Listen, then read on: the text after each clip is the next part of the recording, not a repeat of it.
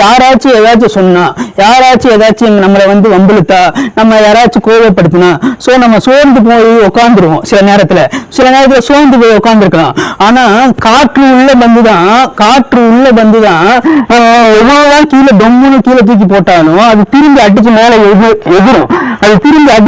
எகிரும். அதே போலதான் காற்று இல்லாத பந்து என்ன ஆகும்னா, தொப்பை போட்டணும், தொப்பு அப்படியே உட்காந்துக்கும், கீழே உட்காந்துக்கும். அதே மாதிரிதான் நீங்க கீழே உட்கார்ற ஆளே கிடையாதுங்க. உங்களுக்குள்ள பரிசுத்த ஆவியானவரிடம் காத்து இருக்கும்போது, பரிசுத்த ஆவியானவர் உங்களுக்குள்ள வாசம் பண்ணும்போது, நீங்க மடிஞ்சு கீழே விழுக மாட்டீங்க. நீங்க அடிச்சு மேல எகிருவீங்க.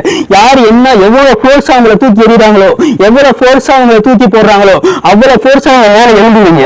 அவ்வளவு ஃபோர்ஸா நீங்க மேல எழும்பக்கூடிய ஆளுங்க. சோ நீங்க எதற்காக கவலைப்படாதீங்க, எதை குறிச்சு நீங்க கவலைப்படாதீங்க, கண்ணீர் விடாதீங்க. கர்த்தர் உங்க காரியங்களை அவர் கையில வச்சிருக்காரு.